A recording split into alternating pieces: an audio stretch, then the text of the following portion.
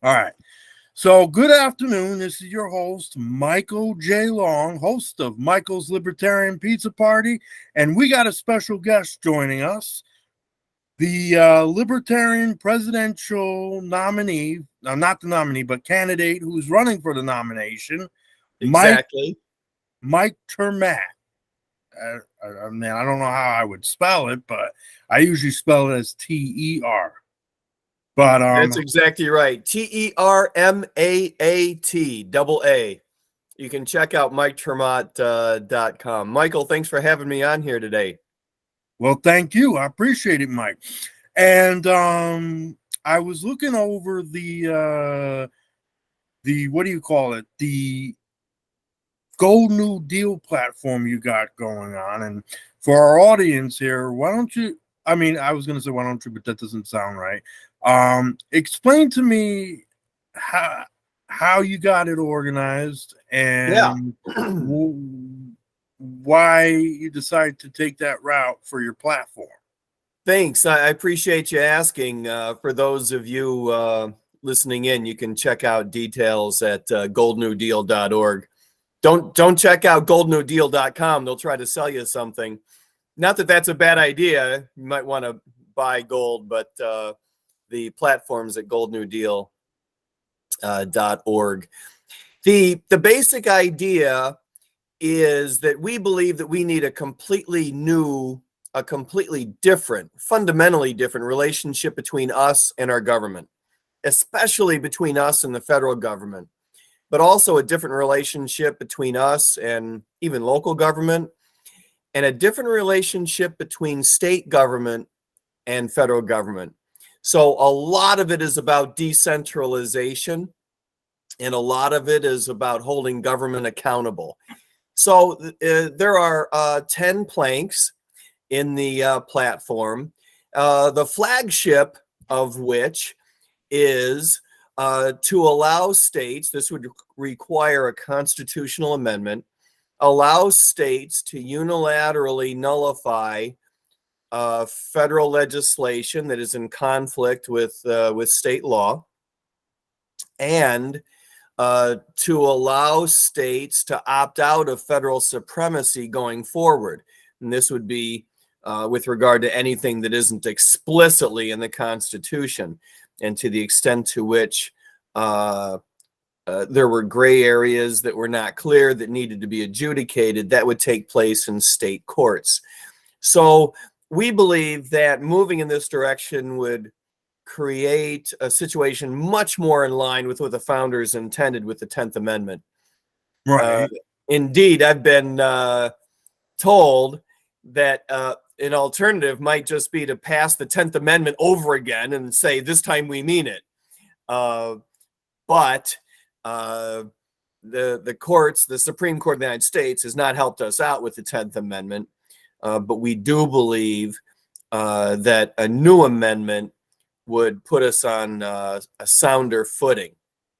And then there are a number of other planks ranging from more localized reform, like police and school choice.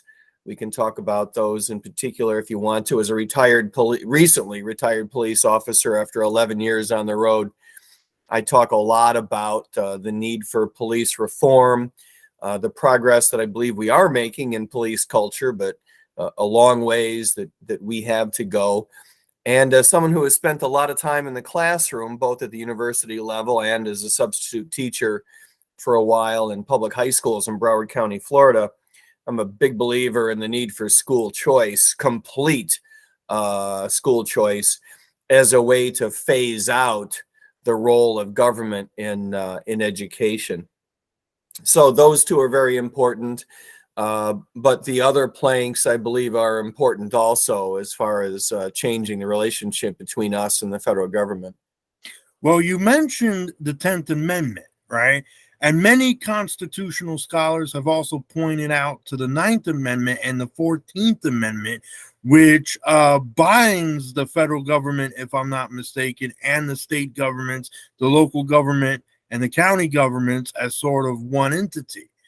And then you have the 10th Amendment, which states that any powers not explicitly given to the federal government shall be given to the states or to the people. But then with the Ninth Amendment, you have of the Bill of Rights, you have this sort of contradiction where it says, any rights that are not listed in the Constitution, it doesn't mean it doesn't exist. That's right. So then when you got situations like abortion or whatever that isn't really clarified on the federal level or at any other level of government, it's not like you can say, well, you're usurping someone's individual rights if they chose to have an abortion, so we're going to step in and say, Texas, you can't do that. And then Texas might say, put the 10th Amendment.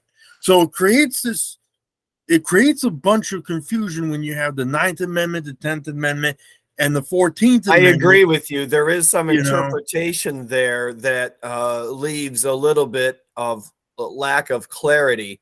I do believe that is I don't believe that's all of the reason that we're in the soup that we're in today, but I think it's a contributing factor, because wherever there is conflict and lack of clarity, courts will step in and grab more power, unfortunately, as history has taught us. Right. And particularly aggregated at the highest, most centralized level in the federal government, as we've learned over the past couple of centuries. And it's really a shame. And indeed, I agree with you. There are those who have argued that the 9th and 14th have undermined what was intended by the 10th. And, we all are aware that the Bill of Rights was enacted at a time when many argued that it shouldn't be necessary, and that it wasn't necessary, and that by enacting it, it sort of suggested this idea that our civil rights, our protections from the government needed to be enumerated, giving the implication that if they weren't, the government would have much, much, much more power. Right. And I think the founders would be bemused and upset if they were to see our world today, which not only demonstrates that the Bill of Rights was absolutely necessary, but it didn't go far enough. We needed something along the lines of the 10th Amendment that was much stronger. And I believe that these are some of the reasons why there is so much movement today, Michael, around the United States in various pockets towards secession. Pardon me. I'm sporting a little bit of a cold this week. In Florida, for example, our Libertarian Party of Florida, I just recently moved from Florida to Virginia. When I was in Florida, we voted to secede. And now there are many people who have argued, that's going too far. It's not realistic. It's not politically viable, because most people don't want to live in a country other than the United States, of course. But however you feel about that debate, that argument, you have to admit that it's not like it never crossed your mind, right? Right. We might have girlfriends or boyfriends or someone we love from another state, and then if that state secedes, and then we want to travel to see this person or that. But I'm pretty sure, now I know a lot of people that are in that boat, so they're like up in arms or iffy about the idea of succeeding. But legally, they probably could pull it off. But I don't see a process for that in this current system. I don't think I see a process for it either. The other problem I have with it is that I'm not sure it would solve all of our problems. It probably won't, because, but I think there needs to be clarity between the 10th and the 9th Amendment. And then we should have a discussion, as a country, in terms of whether or not we're going to keep or work around or delete the 14th I agree with you 100%. Amendment and what that was originally intended for as well. I agree with you 100%. And it's some of that energy that we're trying to capture, that movement towards secession, that frustration with the power that our federal government has grabbed from the states. It's that energy and that frustration that we're trying to capture with the Golden New Deal. Right. To say secession might be too far if you still believe, as I do, that there is some value in our union. I believe there is value in the union in terms of defense. I believe there is value in the union in terms of binding us together in foreign policy in general, including immigration, in a way that Americans feel good about. Right. But And doesn't the concept of secession ultimately means that when a state breaks away from the union, they are in fact their own country? I mean, kind of the mainstream concept is if they become a country, right? Then there's no such thing as, okay, well, now you got to pay the federal government taxes for war or something if we ever, that's right. with regards to foreign policy. So my idea with the Golden New Deal is that yeah. if you could opt out of federal supremacy, if you could nullify unilaterally anything in conflict with, between federal statute and state statute, subject to your own state court resolution, you could, in effect, secede, but for all but defense. In other words, you could get yourself into it. If you were a state legislature, you could get yourself into a situation in which you could basically say to the federal government, each year, send me a bill for my piece of the defense budget, but you will not touch my citizens. In other words, I'm a big believer in ending the IRS. Right. I believe whether we have constitutional amendment or not, we need to get rid of the IRS because I don't like the direct obligatory relationship between the federal government and individual citizens. I believe. Yeah, it's like encroachment, because if you work, you get a tax. You get taxed by the federal government, right, and by the state governments in certain states. Like if you live in a blue state, almost all of them, right? Yeah.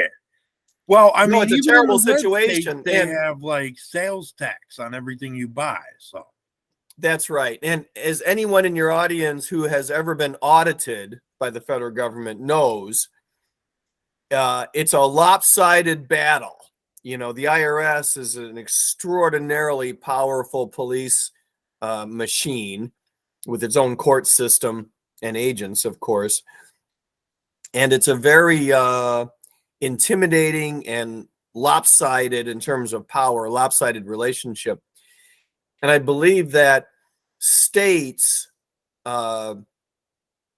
governments could do a much better job of standing up to the federal government than we could as individuals. Right. And it would create a better check on federal power and federal hunger for our resources.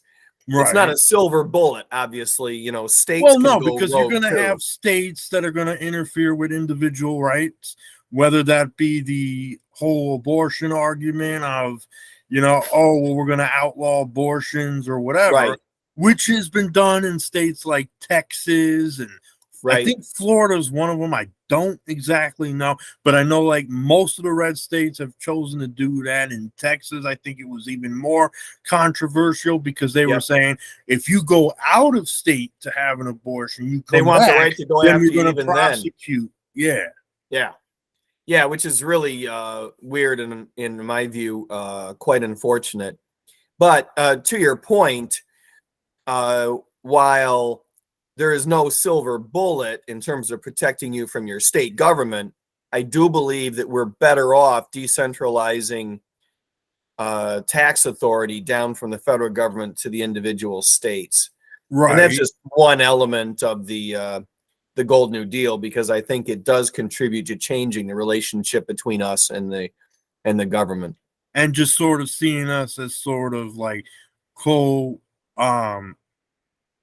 authors rather than just, okay, I'm the federal government, so I trump you and I'm better than you and I'm stronger than you and I'm more powerful than you, Right. versus, okay, well, we're the states and we're just going to either do what you tell us to do, or we're going to, do this, this, and this, and this.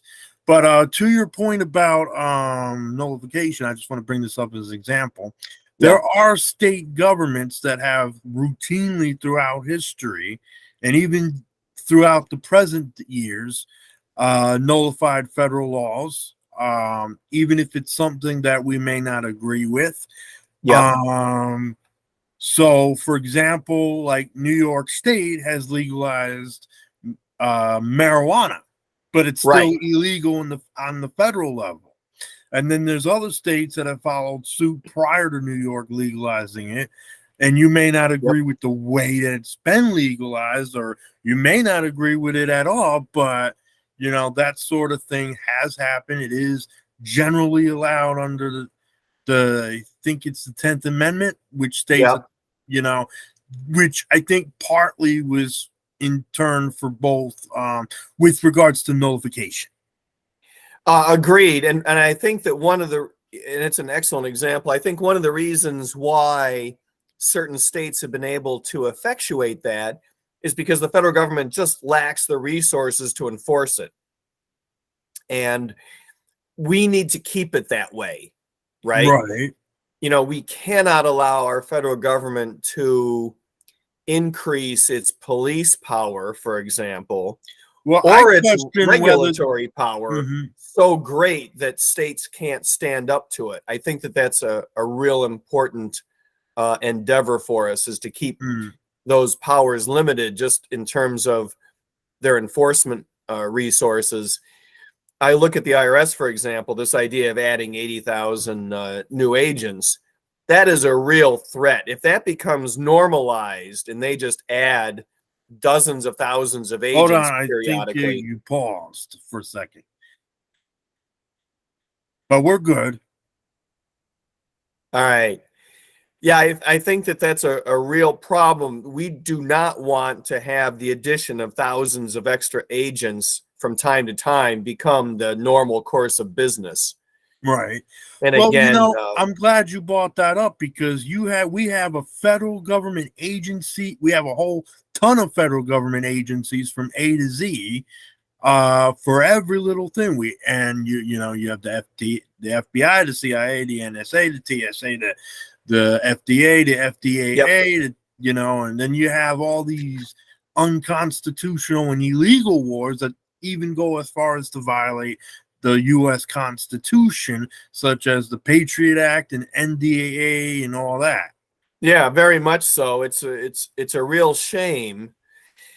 And of course, we have learned as libertarians and as Americans, we have learned that where authoritarianism in a democracy comes from, how it grows, is by leveraging fear. I'm really glad you brought up the Patriot Act. Our government leveraged our fear at that moment. We all remember 9/11.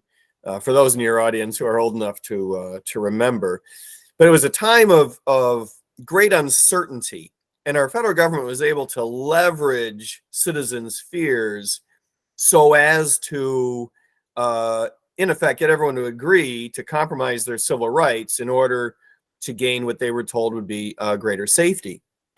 And we have seen in the years since then, aside from seeing what a crappy deal the Patriot Act was per se, we have seen both parties, the Republican and the Democratic Party, leverage the idea of fear to the point where we have significant accelerating authoritarianism, even in the United States. We like to point out, other nations where it's growing quite rapidly, but we have our own homegrown version where both Republicans and Democrats argue that they need greater power to keep the other side out of office, right? Right. You see the same argument is usually applied by people like Marjorie Taylor Greene, Lauren Boebert, and all these other Republicans that, Yes. go on a tantrum about, oh, we need term limits, and yet they're in power. They've been in office since Trump got elected, and then son. They're still in office. They're still arguing that we need to support Israel and have all this military foreign aid and have bases in other countries and all that. Yes. But they claim we need a national divorce. So, it's fine having a national divorce if that's what you support. But the idea that with them, it's like hypocrisy one level at a time, It absolutely is. And I think that's a real important way to put it. Each party has left behind what their policy agenda had been a generation ago. The Republican Party, for example, is no longer fiscally conservative like they used to at least, attempt to convince us that they wanted to be. The Democratic Party is no longer less hawkish, much less anti-war. Both of the parties' platforms have merged a great deal, and yet, ironically, the number one objective of each party is to keep the other out of power. And it's sort of like calling the other pot, or each pot calling the kettle black. That's for sure. Yeah, I agree with you 100%. And this is where authoritarianism grows, which, of course, as unfortunate a situation as it is, I'm optimistic that Americans are waking up to that concept and realizing not only that authoritarianism is growing, but that many of our problems in the United States are the result of bad public policy. And I believe that creates a real opportunity for us as a Libertarian Party in 2024, which is a big reason why I'm campaigning. Mm-hmm. So what exactly would that opportunity entail? Should you win the nomination? I mean, I know it's going to be a challenge because, Justin Amash might jump on board and everyone might vote for him. They might not, but obviously, I'm not saying obvious, but, it might be obvious at that point in time. But how do you, how do you intend to sell your ideas to the National Libertarian Party convention delegates? I believe, I appreciate you asking. We're running a campaign that I believe is the appropriate one to take advantage of the opportunity that we have in 2024. Yes, most Americans recognize the results of bad public policy now in a way that they didn't used to. In other words, for example, our economy doesn't look all that different than it did in the 1970s in a lot of ways. It's reminiscent.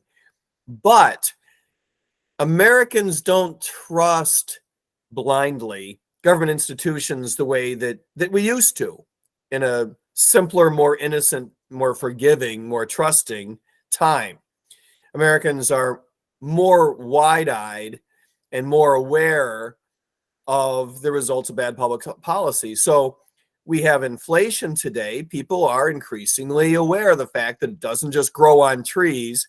It comes from bad monetary policy. People are aware. Monetary policy that should be abolished, in my opinion. Agreed. I believe that we do need to get rid of the Federal Reserve System. We need to replace the discretionary monetary policy with a rules-based system. We also need to change very fundamentally our fiscal policy apparatus so that we cap spending. More Americans are aware than ever before that our total debt is in excess of the equivalent of 1 year's worth of GDP. And as that increases and, by the way, accelerates in terms of its growth pattern, we are in uncharted territory as far as when will the federal government run into a situation where our credit is no longer as good as it used to be. Interest rates, therefore, go the wrong way on us, and all of a sudden we find ourselves unable to meet our obligations and become insolvent. The path we're on now is clearly unsustainable toward the end of this century. There are those who argue it's unsustainable even toward the midpoint of the century, which isn't so far away. So as Americans realize these issues, it becomes an opportunity for us if we run a campaign that leads with policy, and that leads with policy in a very credible fashion. I believe that we need to run a policy-based campaign that cleaves a hard edge against Republicans and cleaves a very hard edge against Democrats as well. We have not done that in the last few presidential cycles. I think it was a mistake. I think we paid the price for it. Some of our presidential nominees in the past have made the mistake, in my view, of believing that our objective was to find common ground with other parties' politicians, and that is not the case at all. Our objective, or other parties, as in the two major parties, populace. Exactly. Our objective is to reach common ground with our voters, because so many Americans have libertarian leanings, they just don't recognize them as such. And so we can find common ground with Americans. We can motivate Americans to appreciate our policy principles, but we need to differentiate ourselves completely from where the duopolistic politicians are. That is a big lesson that we have learned the hard way, and that we need to leverage in pushing the right type of campaign going forward. The other thing that we've learned is that there is no substitute for a credible candidate. I myself have had a long career in public policy and public service. I was a professional economist for more than 2 decades, worked for the government, a variety of agencies. I worked for the White House for a couple of years. I taught economics at the university level for a couple of years, and had my own business. I was an entrepreneur in the industry of educating bankers for a long time. And as my second career, being a big believer in public service, I worked as a police officer in South Broward County, Florida for 11 years, ending about 1.5 years ago, which was a real eye-opening experience for a libertarian, as you might imagine. From time to time, a frustrating one, but at the same time, a very rewarding experience.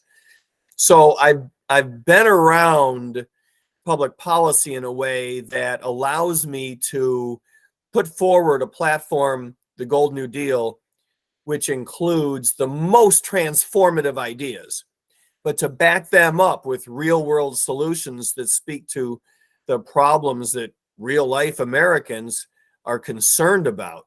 And I believe that that is the winning combination. Right. And what I like about it too is it's simplistic compared to what other parties, what other libertarian candidates' platforms are. I mean, I couldn't even come up with something that looks that simple. Not that I would agree with it in its entirety, because I'm like more of a checks and balances type of guy, but maybe I will sometime in the future. But I'm a minarchist libertarian, so I recognize that there's a role for government. But it's simple. It's simple. It's not like it's fairly straightforward, and it's fairly principled. Right.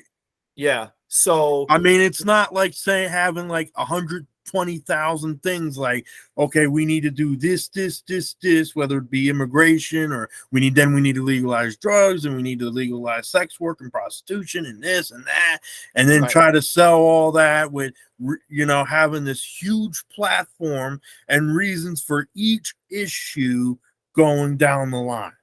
And I agree with you. And I think that that's so important, because when it comes time to convey those principles to the American public, you've got to have principles that bind any number of, projects that we would see in the future.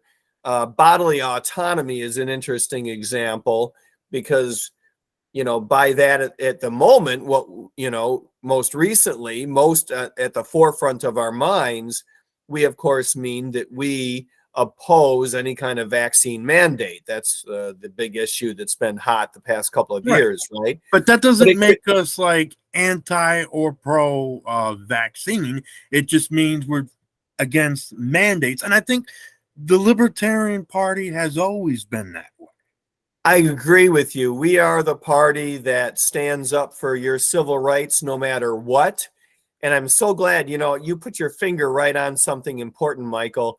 We are not anti-vax. And when we allow ourselves to get positioned as anti-vax, it really steps on our anti-mandate message. Mm-hmm.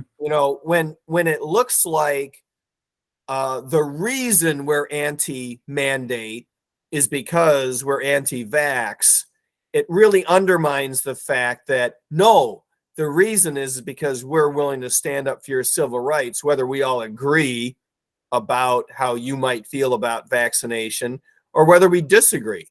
And it's that way with every issue. I mean, I feel like though, like with regards to the whole anti-vax thing, right? It seems like that's what the direction the party seems to be going with. Well, we do have a lot of people who are anti-vax, right? And right. That's fine. But anti-vax, I believe, is the wrong message for public policy purposes. Right. If you want to be vaxxed, you go knock yourself out, right? That's a decision to be made between you and your doctor and whatever data you can get your hands on. Correct. What I don't like is when the government either mandates it or leverages your right to employment to effectively mandate it, or that pushes it by a lack of transparency of what information that there is and is not. And that's the situation we found ourselves in a couple years ago, and actually continuing to this day from the CDC. Right. And the other thing too was the government's response to the COVID when it first came out. I mean, we had plenty of blue states that were more than happy to shut down a whole economy in that state, in these states. And then the red states under the Trump administration, they went along with it.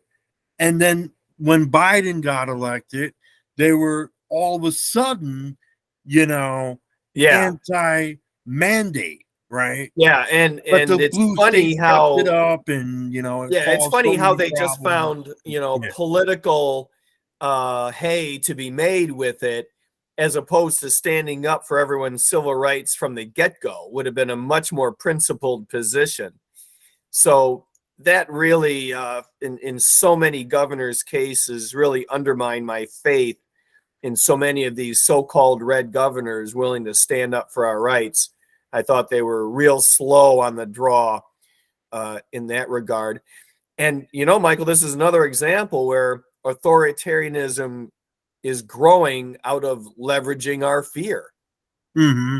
And I worry about how that mechanism of leveraging fear, that mechanism of making us used to the federal government taking power, And what's I worry about interesting how that plays out in the future.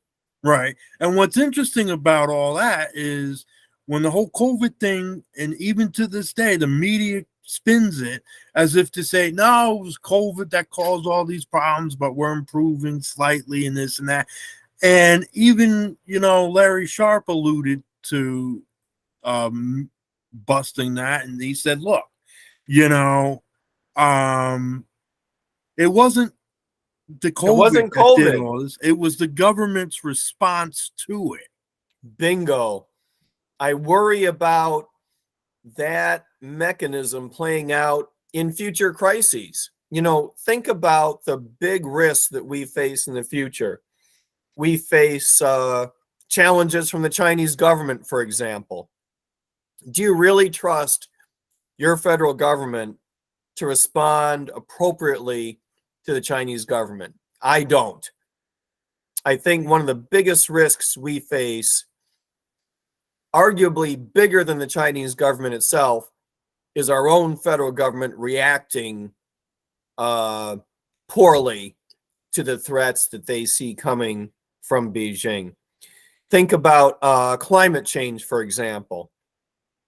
As big a challenge as climate change may or may not be in the future, I believe as big a risk to our economic future is the federal government's response to it.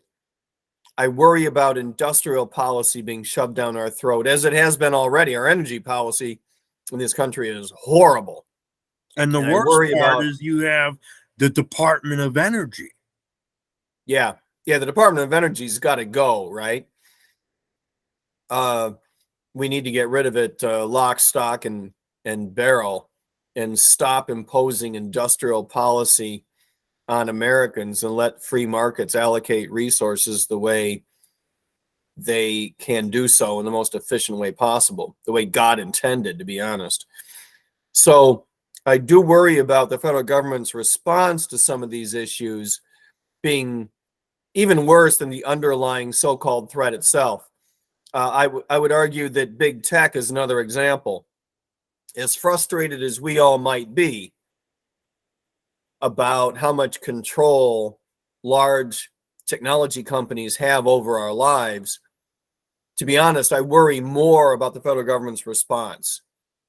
Indeed, we would not be in the problem that we are in today were it not for the federal government's response in 1996 to the advent of the internet, when they, to be honest, just screwed up the technical matter of drafting legislation, effectively giving platforms so much incentive to conduct censorship on behalf of the government, so much protection from civil liability, no matter what kind of censorship they engaged in. And it's interesting you bring all that up too, because the other thing is the conservatives like to talk about, you know, how if your company is Facebook, for example, you do not have the right to associate with who you want unless you're a publishing company, you know.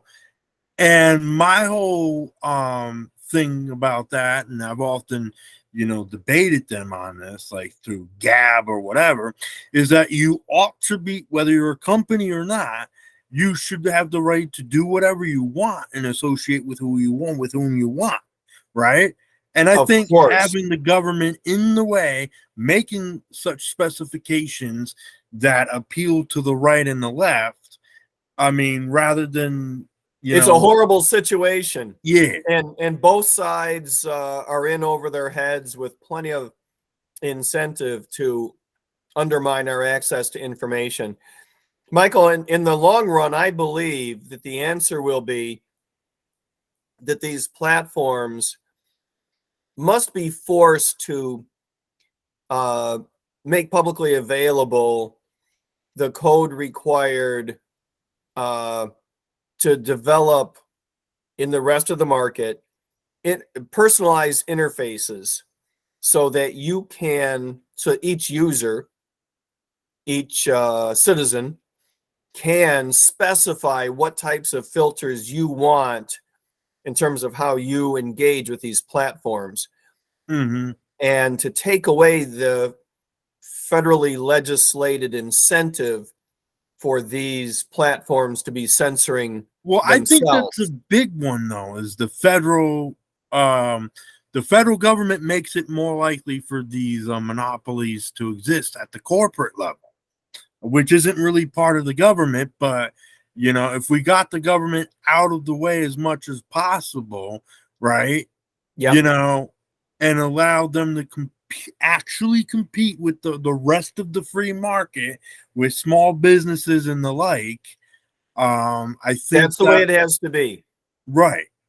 It's the way it has to be. And I do believe that eventually someday we will have more control over our interface with each of these platforms and being able to dial in what types of filter we want, instead of these platforms censoring for everybody, one size fits all, what information you're allowed access to, what Mhm. information you're not allowed access to, and then Yeah, because it further, becomes a slippery slope when the government creates accounts, and and absolutely. then you can't interact with them because they always block you or they ignore you, like Margie Taylor Greene does. She'll Yep. ignore you every time you and a bunch of other people comment on her Twitter post, and it's just Yeah.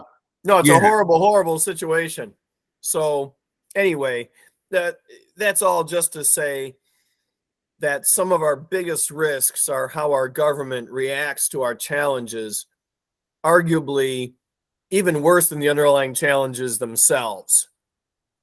And this is why we need to decentralize power to control how much power our federal government has access to. I do believe that we need to, as you and I have discussed, cap federal spending, decentralize control of the Defense Department, for example. I believe that in order for the federal government to engage in militaristic intervention abroad,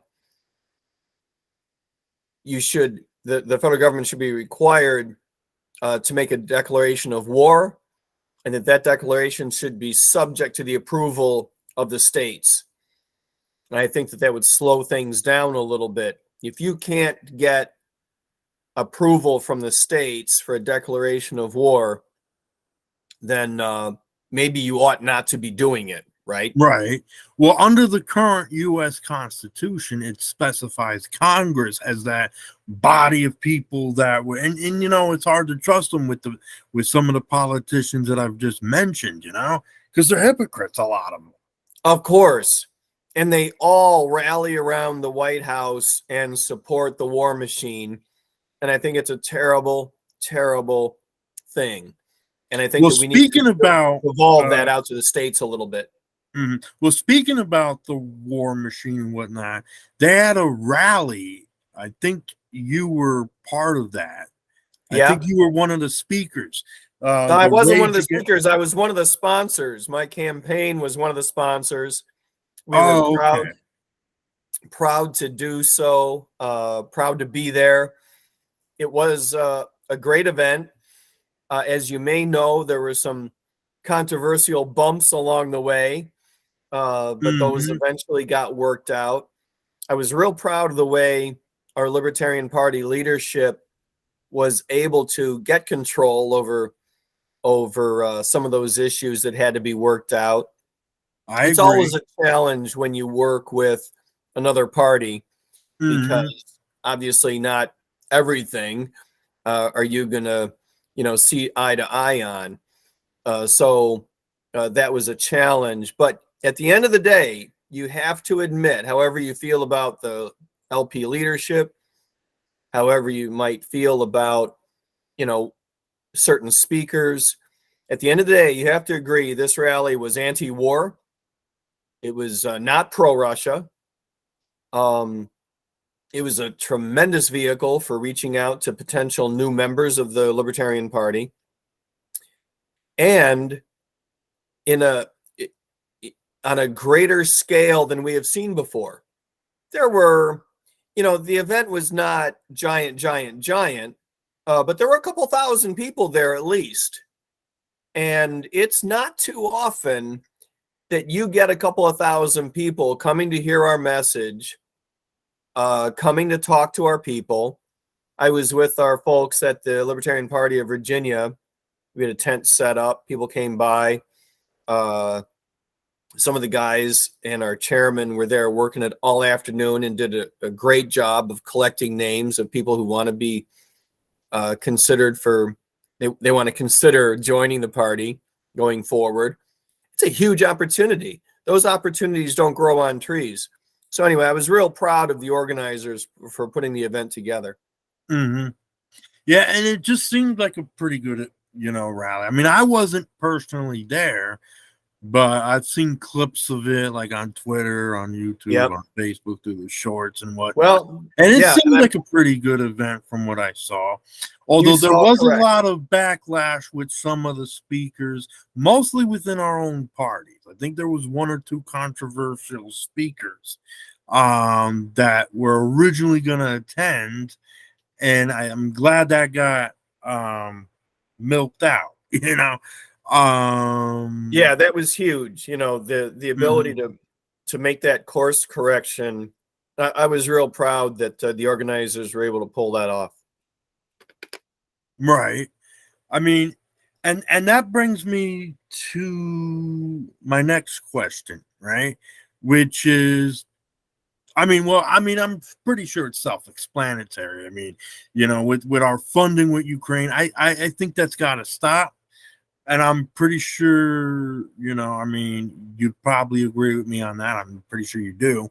Right. Foreign aid, I think, is a big one too, because we're giving billions of dollars to Israel and to other countries around the world.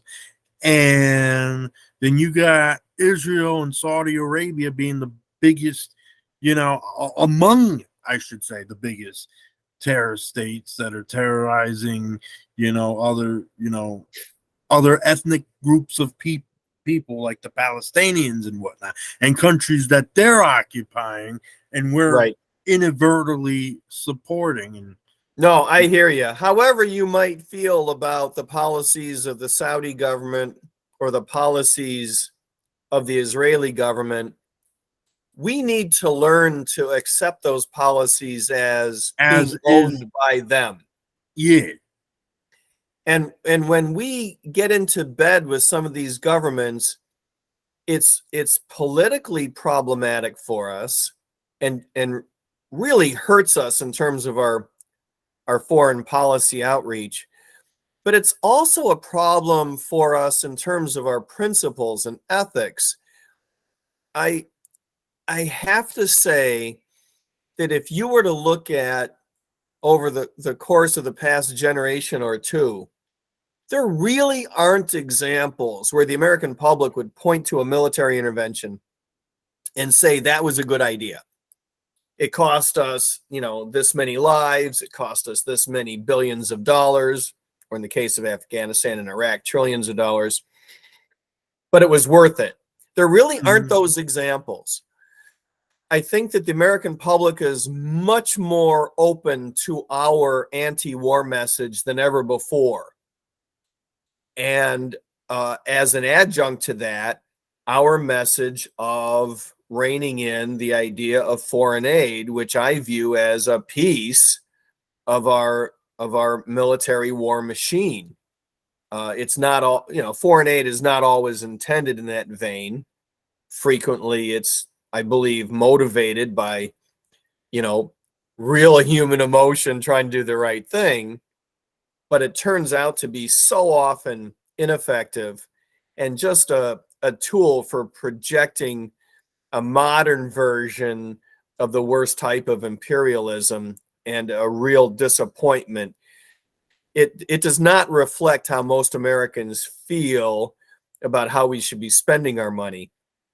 And to be honest, Michael, to the extent to which people do agree with the foreign aid that we extend, I believe it has to be handled in the private sector. There are examples where, because of a natural disaster, for example, humanitarian crisis, or because of a crisis created by a foreign war, there are examples where the American people truly feel like it would be in a line with our principles, our ethic, our culture to reach out and try to help people.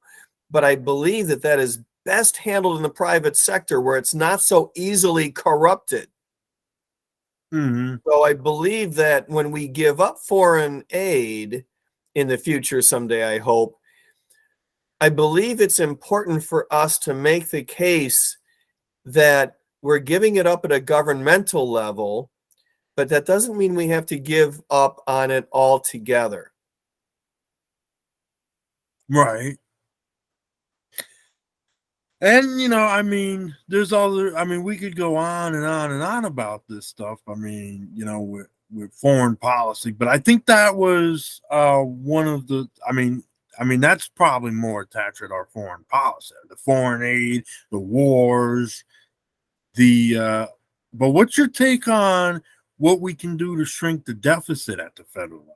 I'm curious to hear. Well, we need to cap spending Mhm. as a whole, not merely to target the deficit. The deficit is a problem because that's where our debt comes from, right? But underlying that is the runaway nature of our spending. The reason we have debt is because of the deficit. The reason we have deficit is because of the spending. And I believe it's important that we cap spending as opposed to the deficit. If you just go after the deficit, you open yourself up to the possibility that someone would try to take care of the problem simply by bringing in greater revenue by increasing taxes.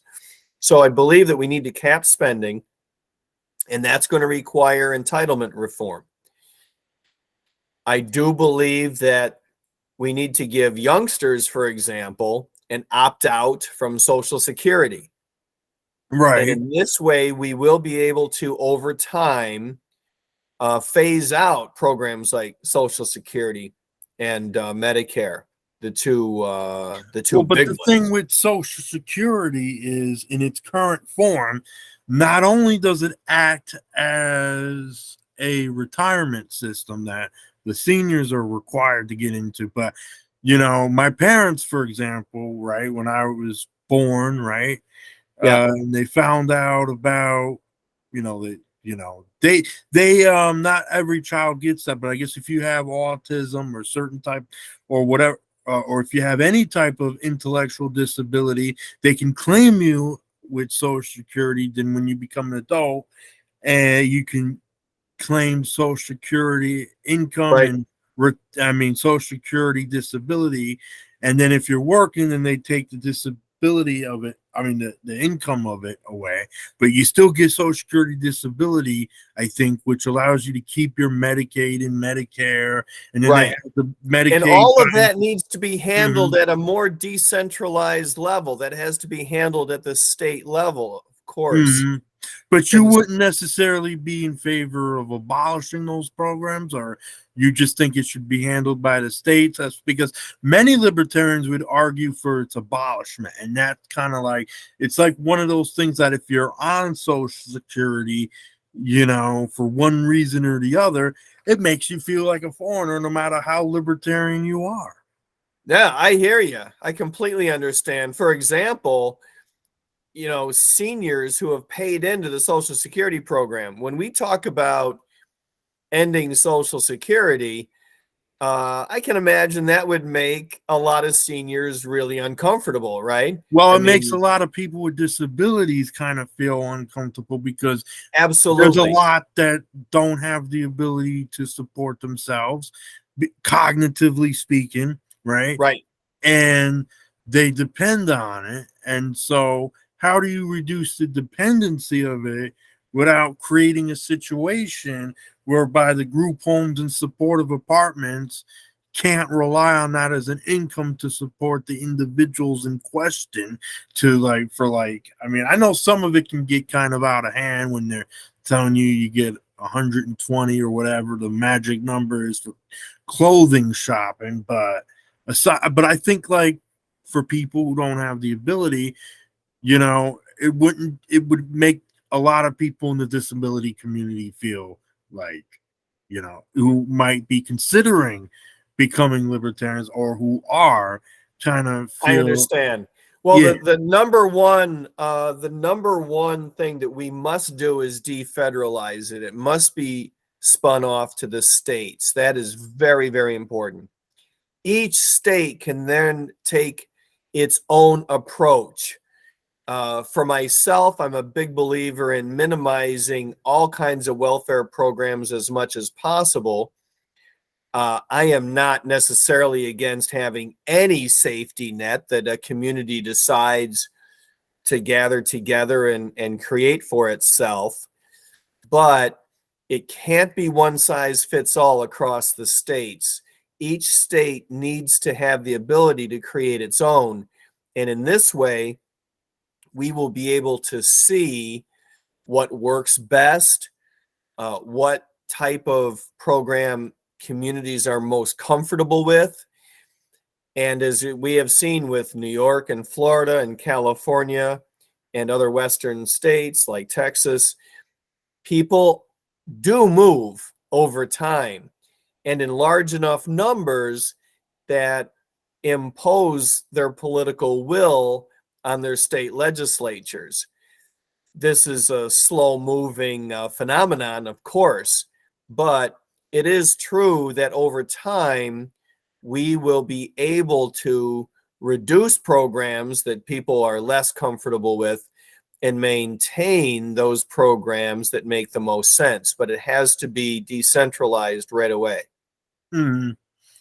Well, we got, I think, a few minutes left. I think, well, I mean, I know it was originally scheduled to end around 5:30. So, I mean, we got what do you say, a few minutes left or something like that. So, and I mean, The big thing for me, Michael, is mm-hmm, that in 2024, we have a big opportunity. But mm-hmm, it's not merely an opportunity. It's also, in my view, an obligation. We as the Libertarian Party have an obligation to get this right, to learn from the mistakes that we've made in the past. And this is because people in the United States are hurting. We have a federal government that hurts people. I don't believe that the people who run our federal government are necessarily, evil, malintended, that want to hurt people, but we have bad public policy. We live in a nation that has a war machine that steals resources from us, that all too often steals our very lives, that robs us of the dignity of adhering to our basic principles of peace and the pursuit of prosperity. We have a federal government that imposes a war on drugs, which is an insanely counterproductive policy that creates black markets, that causes health problems, that exacerbates the problem that we have living in the world's most oppressive criminal justice system. We have bad monetary policy and bad fiscal policy, each of which robs current generations and especially future generations of their resources just to make people who are alive today feel better about themselves for no good or productive reason. We have deep ethical problems and deep efficiency problems, and they're getting worse. Our federal government is moving in the wrong direction.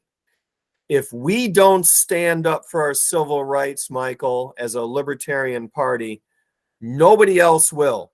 mm-hmm. We are the philosophical descendants of the people who founded this nation, who created our Constitution, a Constitution that was put together for the purpose of protecting our civil rights. And those civil rights remain for us to protect. No one else is going to do it. The Republicans and the Democrats have both walked away from that job. They are both in the business of effectively hurting Americans to gain their own power and control. And we need to be the ones that step up to the plate and say, no more. This is why I'm running in 2024. This is the type of campaign I believe is so important that we have not had in the past. All right. And finally, where can people find you aside from the goldnewdeal.org? MikeTermott.com. You'd have to spell it right. It's MikeTermaat, MikeTermott.com. And you'll see all about our team. We've already putting together a very professional team to get ready for the other side of the nomination, because I do believe that professionalism is one of the things that we need to step up to get ready to take advantage of our opportunity and to meet our obligation in 2024. You'll see our positions on a variety of top issues, videos, a link to the Gold New Deal, of course, and all about our candidate as well. Do you have any social media pages? Of course. You can go to our Facebook page. You can go to Twitter. I would encourage everyone to follow us on Twitter. It's Termott Mike, at Termott Mike. where, we talk daily about real issues. Our social media is not one of these participants in a platform just for purposes of saying silly things. We talk about how we feel about issues, how we feel about current events. We don't engage in some of the silly talk that we see inside of and outside of our party. We are putting together a campaign that brings all of our party together. We have people from all of the different caucuses, and we believe that we need to stay laser focused on public policy. All right, Matt. I mean, no, I was going to say Matt. Mike, thank you for joining me. I truly appreciate it on this endeavor. And thank you, Michael. You're welcome. It was a pleasure. It was a pleasure having this discussion, and I forgot what else I was going to say, but basically it was a pleasure having you on. And I think, yeah, that's what I was going to say. It was a pleasure having you on, and my pleasure, Michael. Absolutely. I look forward to doing it again. Let's talk again later on. All right. Sounds like a plan, Mike. And thank you. All right. You take care. You too. All right. Thanks a lot.